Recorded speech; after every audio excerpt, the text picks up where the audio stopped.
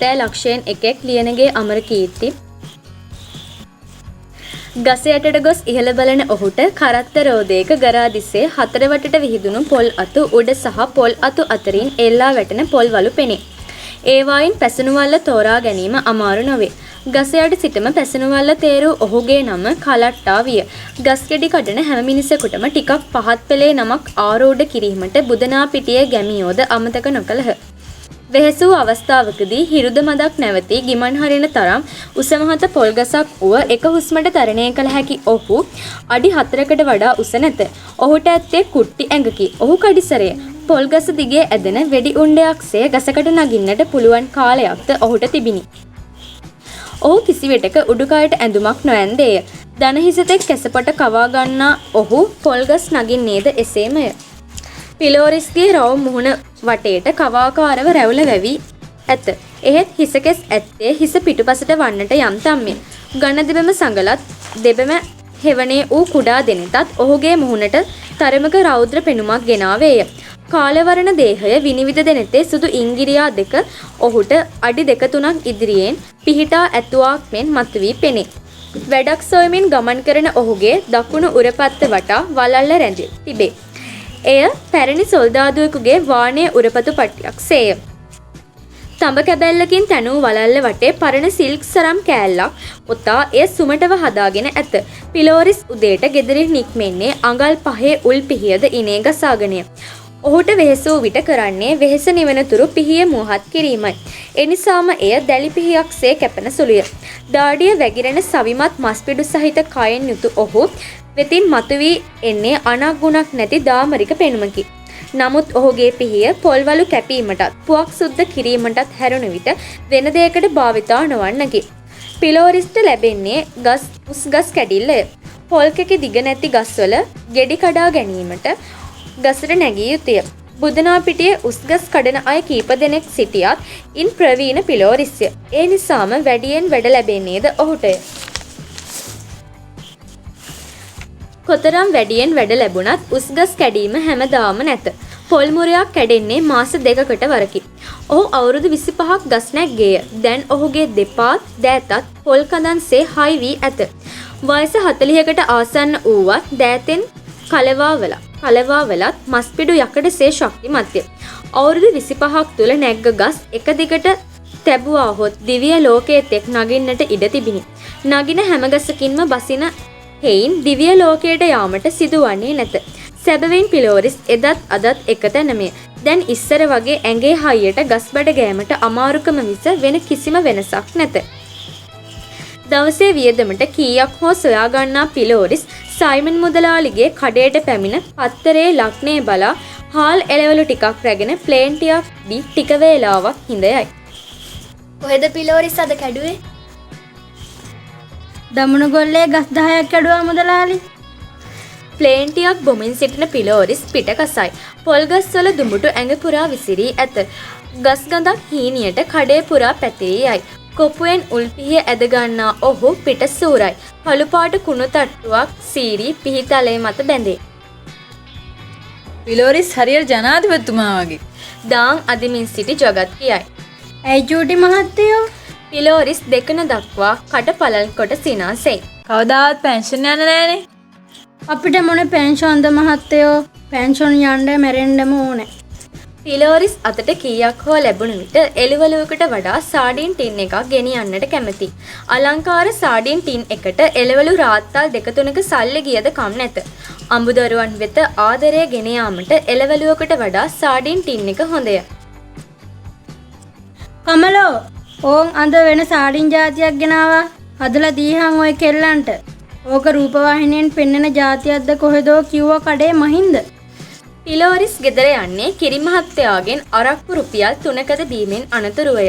බෝතල් මූඩියක් තරම්වත් අරක්කු ටිකක් නොබී ඇඟේ පතේ අමාරුව යන්නේ නැත. අරක්කු ටික ඇඟට වැටුණු පසු වැඩියෙන් දොඩමළු වන පිලෝරිස් කමලාවතීට උයන්ටද උදව් වේ. බිරිඳගේ උදව්වට දියණියන් තිදෙනෙකුම සිටියත් අරක්කු වෙරිය ටිකක් තිබුණොත් පිලෝරිස්ටත් ඇයට උදම් වීමේ ආශාව උපදී.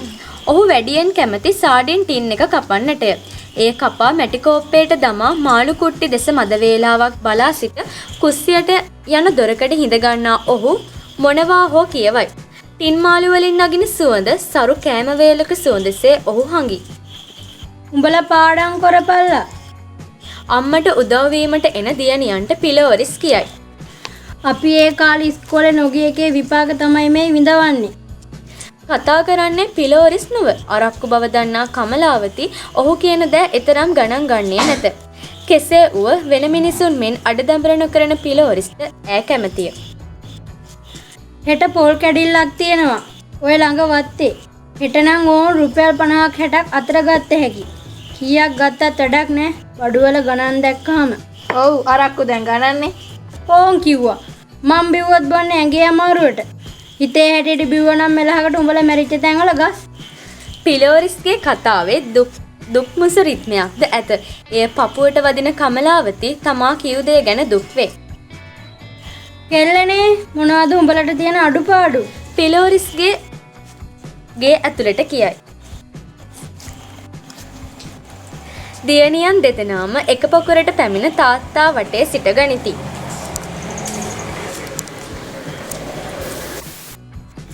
හා දැන් දෙන්න කීයක් වන්නේ? හෙට දිහාට දෙන්න. කියාපල්ලක මොනවද ඕනේ කියලා. මට චිත්‍ර පොතක්. මට පැන්සලා. මට රුපියල් 5ක්. මොකටද උඹට රුපියල් 5? අපේ ඉංග්‍රීසි මහත්තයා පැන්සන් යනවා කියලා තෑග්ගක් දෙන්න රුපියල් 5ක් ගේන්න කිව්වා. ඈ යකෝ මුණ්ඩ තියෙන පිස්සුවා. යකෝ උන්ට ආණ්ඩුවෙන් පඩි ගෙවන්න උගන්වනවට තමා. කියාපන් බලන්න උඹලගේ තාත්තත් පෙන්ෂන් යන්න කියලා රුපියල් 5 ගේන්න කිව්වොත් ගෙනෙයිද කියලා. තාත්තා වගේ ඉංග්‍රීසි මහත්තයා. පිලෝරිස් කට පළල් කර සිනාසේ.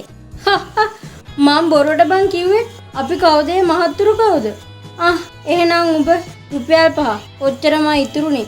ඒකට කමන්නේ යුතුයකම් කරන්නත් එපා. දෙමාපියන්ටත් එන්න කිව්වද?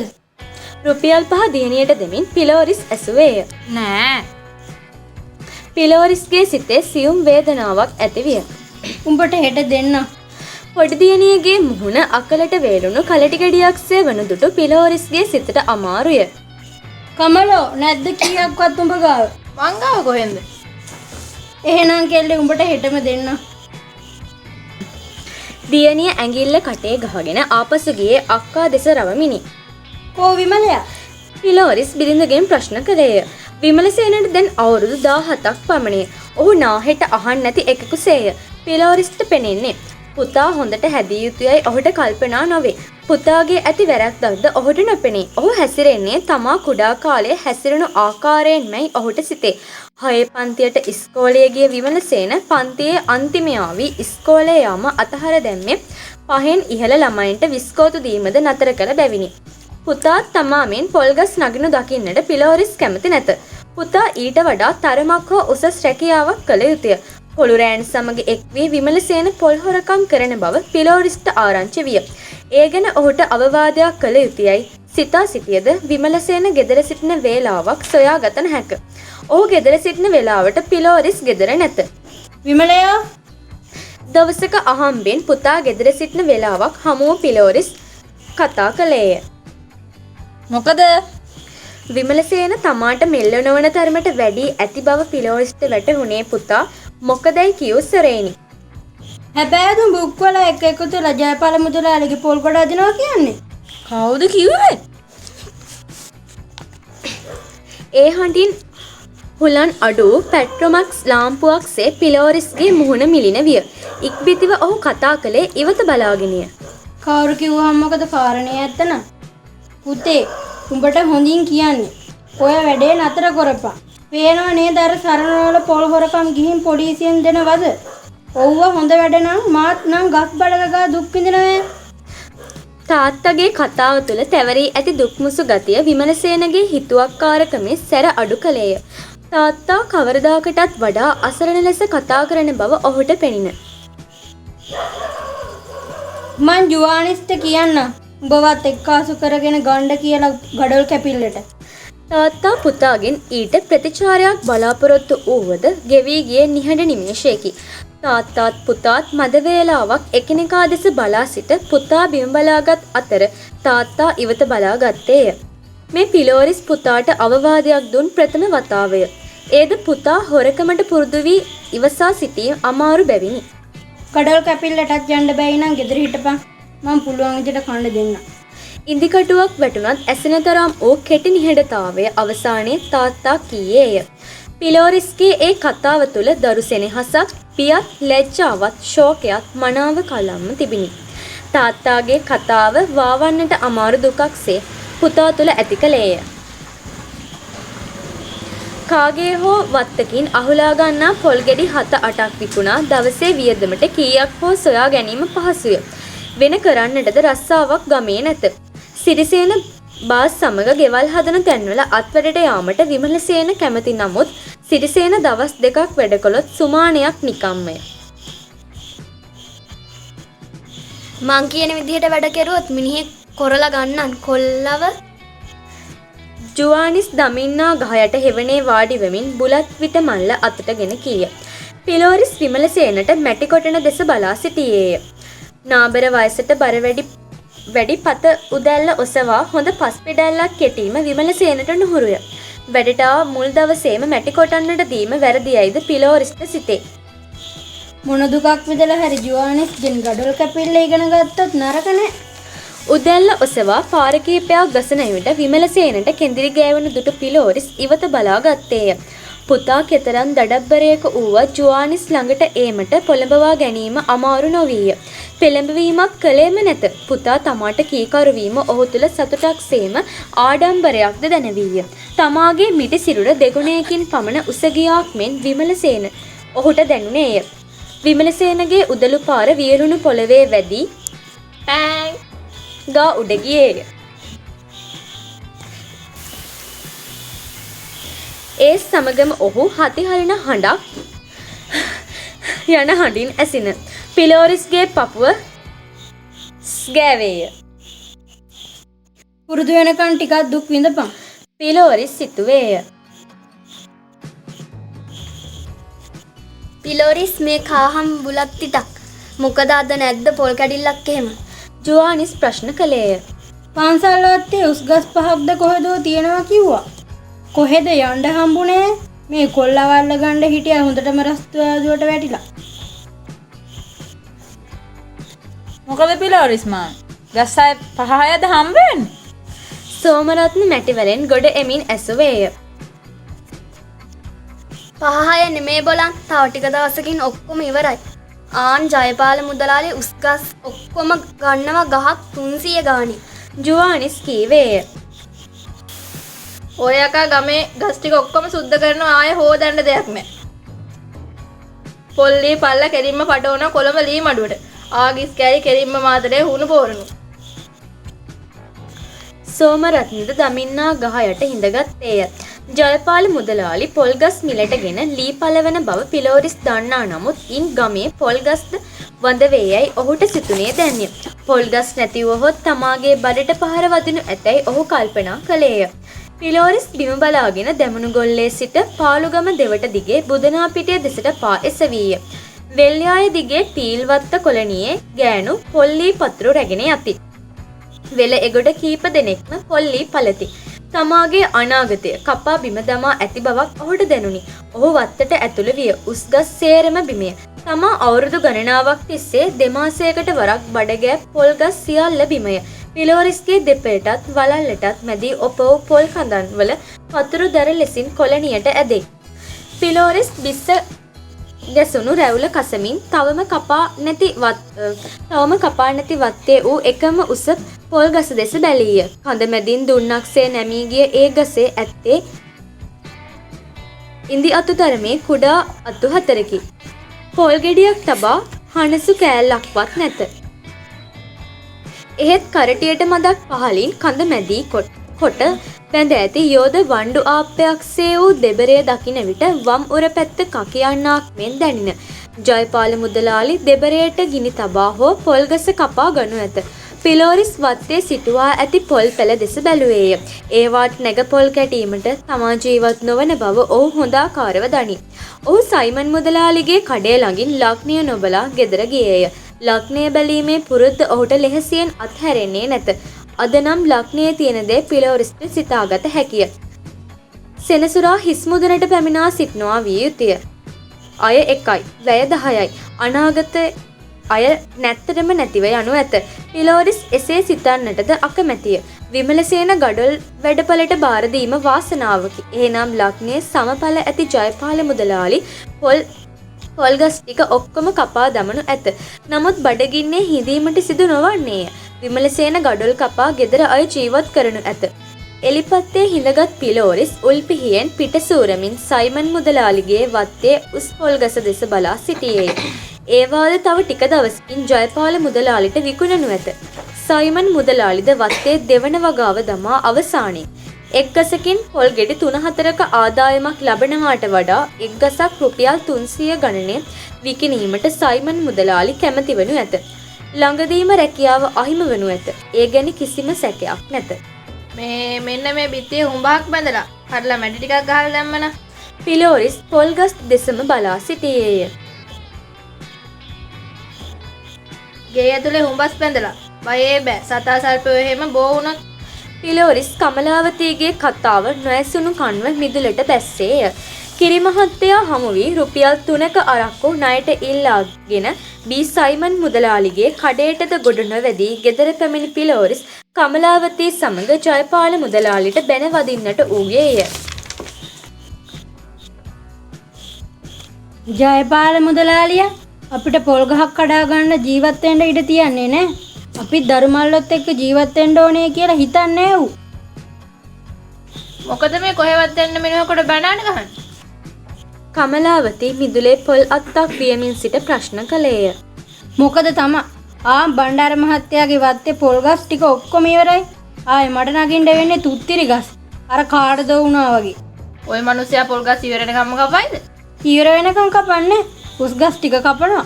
මට පැල ගස් වල නගින්න දෙනවා මිනිස්සු. මාස් කන්නේට වැසිපල අරගෙන අහස ගොරවන්නට විය. තොර තෝංචියක් නැතිව උදේ සිට රෑ වෙනතුරුත් රෑ සිට එළිවන තුරුත් වැස්ස පැවතියේය. පිලෝරිස්ගේ උස ගස් කැඩිල්ලත් විමලසේනගේ ගඩොල් කැපිල්ලත් එකවර නතර විය. වැස්සද මේ රාස්සා දෙකම පාළුවට ලක් කළේය. පිලෝරිස්ට බෝරු ඇඳ දිගාවී දිරා යන්නට ආසන්න වහලේ පොල් අතු දෙස බලන්නටත් නැවත කටුමැටි බිත්ති දෙස හැරෙන්නටත් ඈනුම් අරින්නටත් විටින් විට තේ වතුර ඉල්ලන්නටත් සිදුවිය. විමලසේනත් සරමේ ගුලි වී දවල් වෙනතුරු නිදාගත්තේය. ඔහු අතේ වූ සල්ලි වලින් දවසට දෙවරක් නංගිලා කඩේ යවා පාන් ගෙන්වාගෙන පොල් සමග කෑවේය. වැහි කාලෙට කොච්චර කෑවත් මදිය. වැස්ස දින 7-8කින් ටික ටික තුරුල් වන විට පිලෝරිස්ගේ ගෙදර පොල්, ලුණු, සීනි, තේ කොළත් වැස්සට ගසාගෙන ගොස් තිබිනි. වැහි මන්දාරම විනිවිද හිරු පායන උදෑසනක සයිමන් මුදලාලි ඔළුවේ ලේන්සුවක් බැඳ පිලෝරිස් හමු වීමට පැමිණියේය. පිලෝරිස් මුදලාලි පිලෝරිස් බෙල්ල කසමින් මිදුලට බැස්සේය. මිදුලේ මඩෙහි මුදලාලිගේ රබර් සිරප්පු කුට්ටම එරී තිබුණි. අද නම් ටිකක් පායයි වගේ නේද? මම මේ උදේම හම්බු වෙන්න ආවේ කොහෙවත් යයි කියලා. අර අපේ කෑල්ලේ උස ගස් ටික කඩෝ ගන්න. ඒ වගේ ඇති පොලක් නෑ. 4-5 තමයි තියෙන්නේ. දැන් අවුරුදු 100කට කිට්ටු ඇති ඕවට. පෝර දාලා අරහෙ මෙහෙ සරු කරන්න බෑ. දැන් ඕවා. එහෙනම් තව ටිකකින් වරෙන්කෝ. හොඳයි මුදලාලි. ගෙදර කලමනා ඉවර වෙනවාත් සමගම වැඩක් ගෙදරට පැමිණීම පිලෝරිස්ට සතුටකි. මේ පොල්ගස් දිගේ අවුරුදු ගණනාවක් පිලෝරිස්ම බඩගා ඇත. වයස යාම හැරුණු විට පිලෝරිස්ගේ ඇති වූ වෙනසක් නැත. පිලෝරිස් වත්තට ගොස් පොල් තියෙන ගස් තෝරන්නට උඩවලෙන විට ගස් අදින කඹයක් අමාරුවෙන් කරගහගත් මිනිසෙක්ද සමග මුදලාලි පැමිණියේය. ඔන්න පිලෝරිස් අදින් පස්සේ උඹට අපේ වත්තේ ගස් නගින කරදරේ ඉවරයි. පොල් කඩන ගමන් මේ කඹෙත් දාලා දියන් කරටියට. ජයපාල මුදලාලිට වික්කනේ මේ නාකි ගස් ටික. පිලෝරිස් තුල ඇති වූ කම්පනය මුහුණින්ද පිළිඹු විය. මේ පොල්ගස් ටිකද අවසානය. දරු පවුල හාමතේ මියනු ඇත. තව ටික දිනකින් ගමේම උස පොල් ලී බවට පත්වනු ඇත. ඊටත් වඩා උගලක තමා වැටී ඇත. පොල් ගහකට කඹයක් දැමීමට රුපියල් 10ක් අය කරයි. නමුත් තමාට සිදු වී ඇත්තේ පොල් කඩන ගමන් කබය දාන්නටය. එවිට ගහක පොල් කැඩීමට ගෙවන 2.50 පමණි ලැබෙන්නේ. මෙච්චර හොඳ සයිමන් මුදලාලිත් කට්ට වුණ හැටි. මොකද පිලෝරිස් ගස් තෙතද? කොහොම හරි වැඩේ කරපන්. ගහකට කීයක් හරි වැඩිපුර දෙන්නන්කෝ. උඹ ඇරුණම වෙන කවුරුත් නෑ වැහි දවස්වල ගහකට බඩ ගන්න. පොල් නම් කඩන්න ඕනත් නෑ. ගහ පෙරලපුවාම අහුල ගන්න පුළුවන්නේ. සයිමන් මුදලාලි එසේ කියන විට කෝපයකුත් කම්පනයකුත් ඇතිවිය. මුදලාලි තමා කැඳවාගෙන ආවේ පොල් කඩන්නටය. දැන් සිදු වී ඇත්තේ තමාගේම රස්සාව බිම පෙරලා දැමීමට කඹේ දමා දීමටය. එහෙනම් ඉක්මන් කරමු පිලෝරිස්. සයිමන් මුදලාලි කීවේය. පිලෝරිස් කිසිත් නොකියා සිතක් නැති කයක් මෙන් උඩට ඇදුනේය. ගසලිස්සයි. ගසේ පාතට එල්ලුණු පොල් අතු තමා වැළඳ ගැනීමට අත්දිගු කරන මවකමින් ඔහුට දර්ශනය විය. ඔහු කඹපොට කරටියේ ගැට ගසා එක් අතකින් කඹයද අල්ලාගෙන බැස්සේය.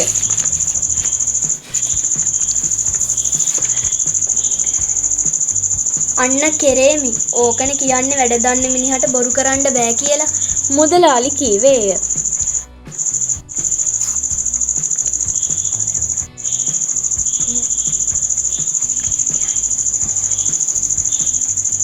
එහෙනම් පිලෝරිස් අයියේ අපි මේ ගහ පෙරලනකම් අනිත් කඹේ තව ගහකට දාපන්.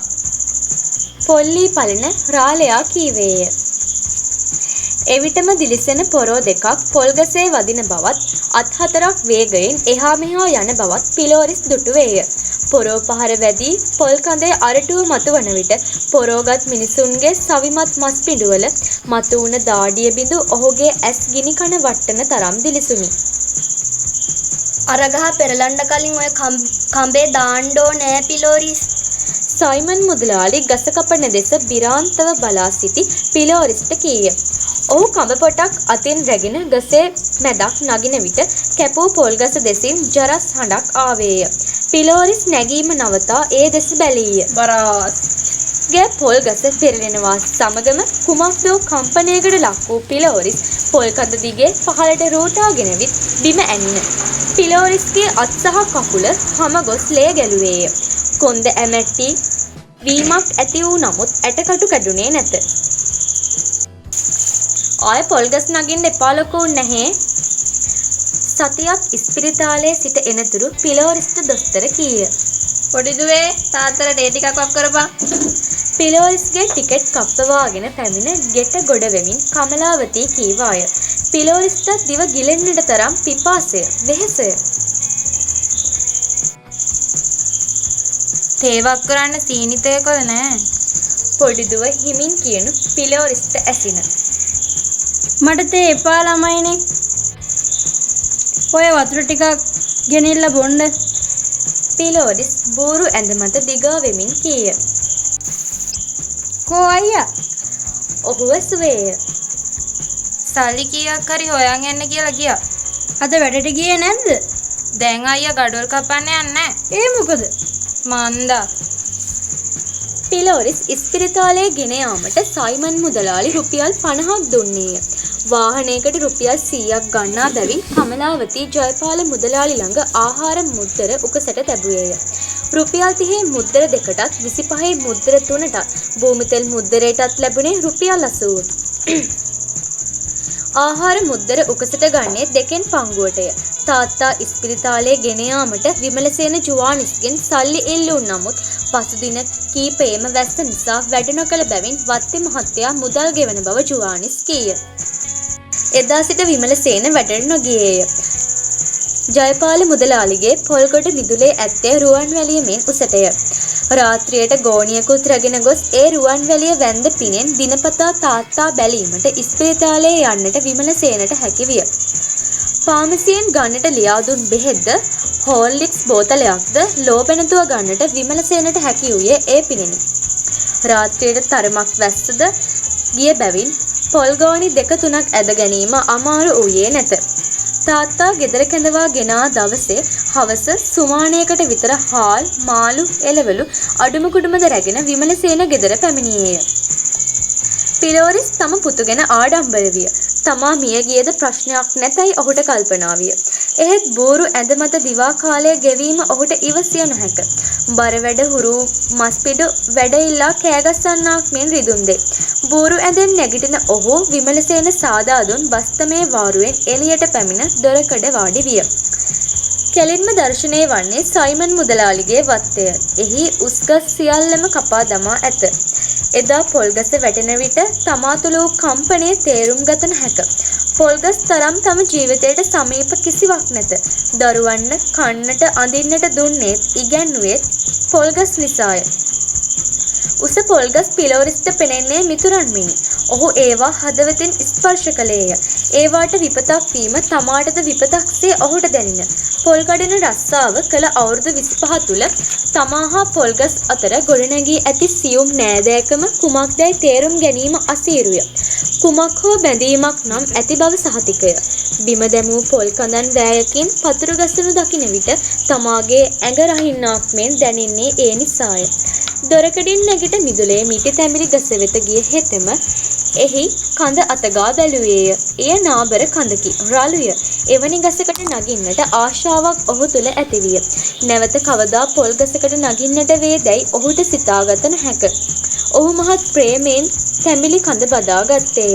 රළු පොල් කඳ අතගාන විට දැනුණු ස්පර්ශ කලකින් මුණ ගැසුණු හිතමිතුරු කුසේ ඔහුට දැනුණේය. ඇයි තාත්තට තැඹිලි ගෙඩියක් ඕනද? දොරකඩට ආ ලොකු දුව ඇසුවේය. පිලෝරිස් තුළ සියුම් ලැජ්ජාවක් ඇතිවිය. තමා සිටියේ පියවිලොවින් මදක් එපිට බව ඔහුට අවබෝධ විය. ඕන්නම් කඩලා දෙන්නම්. එපා. සයිමන් මුදලාලිගේ වත්තේ ඇත්තේ පෝදින්නට ආසන්න නාබර පොල්ගස් පමණි. අනෙක් සියලු ගස් පොල් ලී බවට පත්කොට ලොරි වලින් කොළඹගෙන ගොස්ද අවසානය. නරි හූ කියූ රැයක අරුණෝදයට පිලෝරිස් කාරා කෙළ ගැසුවේය.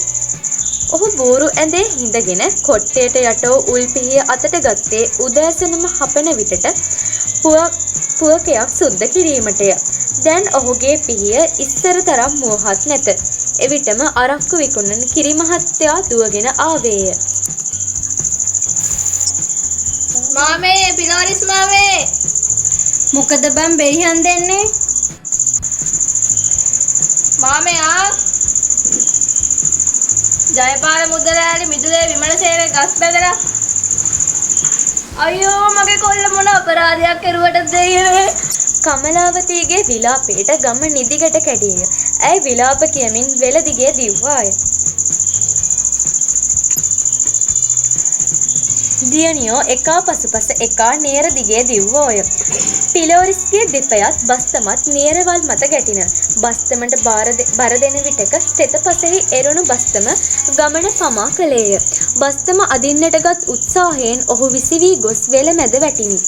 ඔහු ජයපාල මුදලාලිලෑ ගේ වෙත ළඟා වන විට පොල් ගසකට තබා බැඳ සිටි විමලසේනගේ දෙපා මුල වැටුණු ඔහුගේ අම්මා දුටුවේය. මගේ පුතේ ඔබ මොකද්ද මේ කරගත්තේ? විමලසේනට අම්මාගේ ආදරය අදතරම් අවශ්‍ය වූ දවසක් නැත. අම්මා දෙස මොහොතක් බලා සිටි ඔහුගේ කඳුළු කොපුල් දිග නොගලා දෙනත මත පටලයක්ව තැන්පත් විය. විටක නැගිට පුතාගේ බැමිලිහන්නට තැත් කළ මව මුදලාලිගේ ගෝලයන් විසින් පසෙකට ඇද දැමිනි. ලොකුදුව විමලසේනගේ නාසයෙන් ගලන ලේ ගවුමින් කෑල්ලක් ඉරා පිස දමුණු පිලෝරිස් දුටුවේය. පාරට රැස්සූ අසල්වාසීන් තමා දෙස බලන දුටු විමලසේනට කඳුළු පිරිතම දෙනතට වැලි අහුරක් ගැසුවාක්සේ වේදනාවක් ඇතිවිය. වැඩි වේලාවක් ගත නොවීම පොලිස් ජීප් රථය පැමිණියේය. ජයපාල මුදලාලිගේ මෝටර් සයිකලයේ ජීප් රථයේ පසුපසින් ජයග්‍රාහී ගමනක් ආවේය. මුල්ලේසි රස්සාවක් හොයාගෙන පරබල්ලෝ. බැමිලිහා දැමූ පොලිස් නිලධාරීහු ඉදුණු වැලගෙඩියකට කොට චප්ප කරන කපුඩු රැලක්සේ විමලසේනගේ වටේ පොර කෑහ. කුළුගෙඩි තරම් බර පාරවල් වැස්සකින් පසු ජීප් රථයටම විසිවනසේ අවසාන පාපහර එල්ල වූයේ ඉනිස්පෙක්ටර් ගෙන්ය. කමලාවතිත් ලොකු දුවත් සිහි නැතිව ඇද වැටුණු පිලෝරිස් දුටුවේය. අවට රැස් වූවන්ගේ මුහුණ මත අප්‍රසන්න සිතුවම් ඇදෙන විට ජීප් රථය පණ ගැන්වින. ගෙටවැදී දොර වසා ගන්නට සිතූ ජයපාල මුදලාලිගේ දෙසට පිය නැගීය. පිලෝරිස්ගේ අතට කිටි කිටියේ හිර වූ උල් පිහිය ජයපාල මුදලාලිගේ බාහුව එක්වරක් සිදුරු කළේය. අවට සිටි ජයපාල මුදලාලිගේ ගෝලයින්ගේ අත්පා සියල්ල පිලෝරිස් මත පතිත විය. කිසිවෙක් කෑගසා පාර වැටුණු ජීප් රථය නැවැත්වූහ. පොලිස් නිලධාරීහු කන් කෙටියෙන් අල්ලා විසි කරන බලල් පැටවකු මෙන් පිලෝරිස් ජීප් රථය තුළට දමා ගත්හ. විස්තර කළ නොහැකි හැඟීම් වලියකින් ගම නිහඬ විය.